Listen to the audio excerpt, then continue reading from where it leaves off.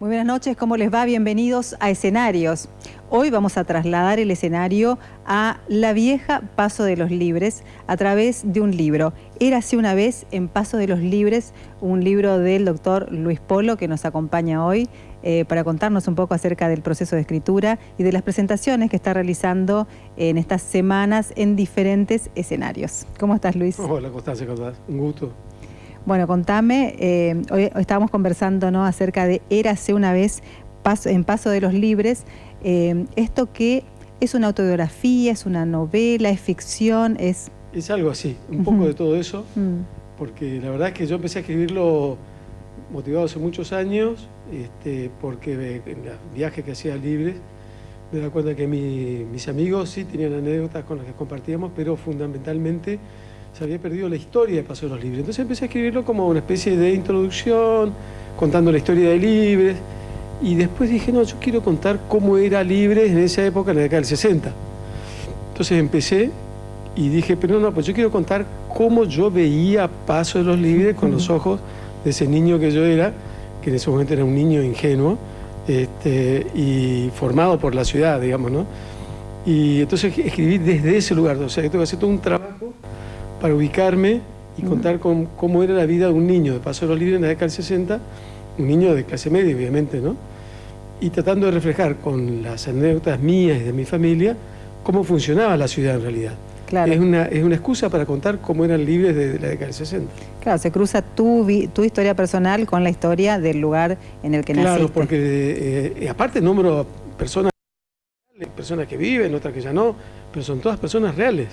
Están mis amigos, están los amigos de mis padres, y entonces cuento las andanzas mías, que son las andanzas de cualquier niño, por los clubes de fútbol, por la iglesia, por los carnavales, por todo lo que era importante para la ciudad, por la escuela, obviamente, ¿no? Bueno, vos sos un gran lector y un gran cinéfilo. ¿Alguna de las películas o alguno de los libros que te inspiraron a escribir en este tono o recuperando estas anécdotas? Yo creo que escribo porque vi muchas películas, además de leer, para mí para escribir hay que leer mucho, pero yo creo que yo quiero escribir como se cuenta una película. Yo quiero hacer algo entretenido, llevadero, y sí, para mí el cine me ha marcado. Yo de chico era la salida de la ciudad, era ir al matiné. Y era el encuentro especial, cultural de toda la ciudad, y para mí sí, obviamente. Es más, yo cuento ahí una historia en donde yo voy a ver una película que estaba prohibida, obviamente, que me gustaban, me atraían, sí, y tenía, mi primer crítico literario fue el cura del pueblo, que decía, no vayan a ver tal cosa. Yo, por supuesto, me iba a ver, y digo que entré a ver como niño y salí como un adolescente al terminar de ver la película. Me hace acordar a Cinema Paradiso, ¿viste? Ahí algo ya de eso empezamos. hay, algo de eso hay. Porque yo fui educado por el cine, ¿no? Y toda nuestra generación por el cine, por las historietas. Y además, yo soy psicoanalista, yo me dedico a escuchar a la gente, cómo la gente habla de cómo los padres influyen, que eso es innegable, no hay otra manera de que eso no suceda. Pero yo rescato que cómo a mí me educó Paso de los Libres. Esa es la idea básica del libro. Y fundamentalmente para mí fue que yo, soy una persona que me gusta vivir en una ciudad que tenga otra ciudad enfrente, que tenga un puente, que haya dos culturas. Para mí un segundo idioma es algo normal. Encontrarme con gente que piensa de otra manera es normal. En Libres era una ciudad fenicia, había momentos que se llenaba de todos los comerciantes de Once y hablaban en yiddish, hablaban era una pequeña Fenicia. Entonces para mí eso era lo normal. Y yo aprendí entonces a andar en grupo. Yo todo hice en grupo en mi vida. Mi consultorio es en una institución. Mi vida es andar en grupo. Como decimos en Libre, es tener una parcería. Yo siempre anduve así, en parcerías. Claro. Yo pensaba, ¿no?, en ese niño que recuerda Paso de los Libres y cómo estableces una mirada crítica a la distancia con relación a ese sentimiento que es fraternal, que es muy afectivo que tenés con tu ciudad. Claro, porque yo empecé escribiéndolo como parece un ensayo histórico de entrada. Sí. Y después empecé a contar las anécdotas. Y claro, yo veía que sucedían cosas en la ciudad que traspasaban a la ciudad, que tenían que ver con la provincia, con el país. Papá fue el que me formó a mí, el que me decía, mirá, está pasando esto otro. Y yo entonces fui reflejando, porque Libres tiene un conflicto identitario importante, que es que muchas cosas propias de Libres son brasileras. Claro. Entonces había ahí un choque, había un ida y vuelta tenso a veces. Bueno, yo trato de rescatar eso, y que eso en realidad a mí me benefició, a mí me hizo muy bien. Saber que había otra gente que hablaba otro idioma, otra manera de pensar, a mí me encantaba, me fascinaba. Bueno, una de esas manifestaciones es el carnaval, pero quizás hay otras que no conocemos. Claro. Sí, el carnaval hoy en día todavía, todas las canciones son todas en portugués, absolutamente todas. Sí, es muy brasilero el carnaval de Libres. Absolutamente brasilero, totalmente distinto al de Corrientes. Entonces para nosotros, para mí era algo normal. Y andar por la ciudad y con mis amigos, que hacíamos todo juntos, desde ir a la escuela, tomar la comunión, ir a los Boy Scouts, hacíamos absolutamente todo, fumar los primeros cigarrillos, todo era en grupo, todo era en parcería.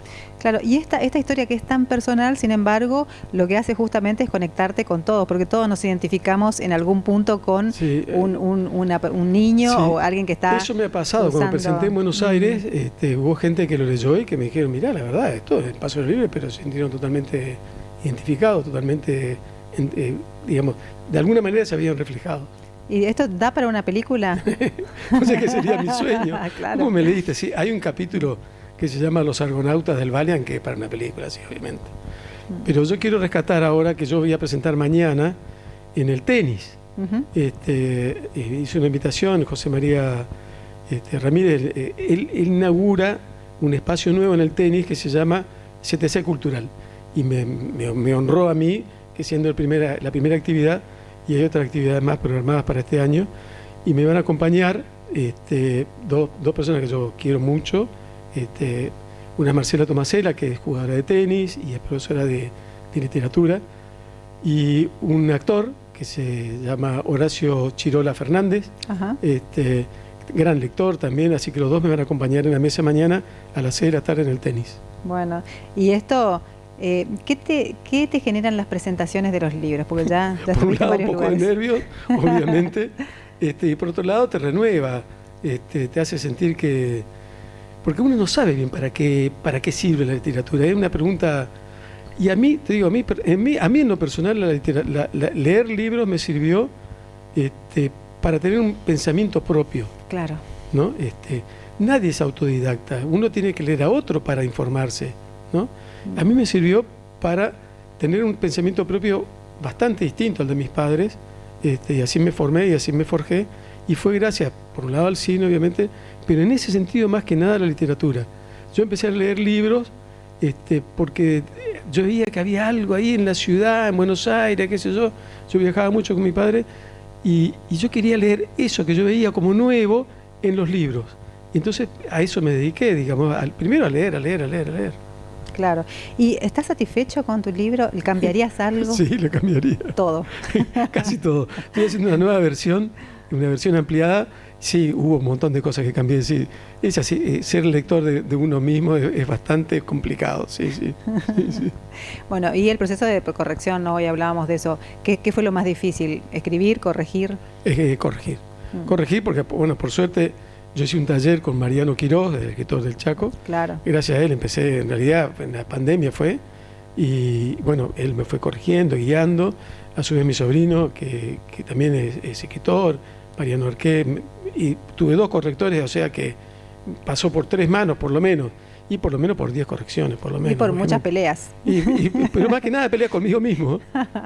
Sí, sobre todo a la noche me despertaba y decía, pero ¿cómo no hice tal cosa? Me levantaba y escribía y corregía. Y bueno, sí. Claro, bueno, es el desvelo que produce escribir, ¿no? Así es. Siempre escribir es un poco incómodo. ¿Cómo te sentís hoy después de ver todo este proceso y de estar en este camino? Hay momentos que digo, che, qué lindo lo que escribí, otros momentos digo, no, esto yo quiero cambiarlo ya, pero ya no es mío el libro. Ahora yo ya me di cuenta que es de los lectores y ya está. Si no me hubieran animado a alargarlo y que lo presenté en la Feria de Cacatí, que estuvimos hablando que es una feria excepcional, extraordinaria, tenía que sacarlo como estaba, así medio crudo y listo, ya está. Animarse. Sí, largarse. Porque bueno, ahora, ¿sabes qué? Ahora quiero que todo el mundo escriba. Todo el mundo. Ahora le animás, ahora escriba usted como, sí, es, ahora como dice el libro como de dice Mariano Quirós, sí, ¿no? todo el Claro. mundo tiene que escribir ahora. Sí, está bueno. Es un buen ejercicio. Para repensarse inclusive, ¿no? Está bueno leer Sí, sí. y escribir. Sí, sí. Yo ahí hablo de un autor que dice que escribir es una manera de generarse otro yo. Y algo de eso hay. Está editado por Contexto, se puede conseguir, se va a editar de nuevo. Sí, se va a editar, voy a hacer una edición ampliada también con Contexto y bueno, cuando estés, por supuesto, va a estar en la librería de mi amiga, nuestra amiga Susana Canevaro en capítulo 1, así que dentro de poco voy a estar ahí, voy a presentar ahí nuevamente. Muy bien. Y recordamos, se presenta mañana entonces en el tenis. En el tenis, en el espacio CTC Cultural, a las 18 horas. Con Marcela Tomasela y con Horacio Chirola Fernández. Bueno, Érase una vez en Paso de los Libres, este libro de Luis Polo, en el que seguramente muchos de nosotros nos vamos a ver reflejados. Vamos a hacer una pausa y enseguida volvemos.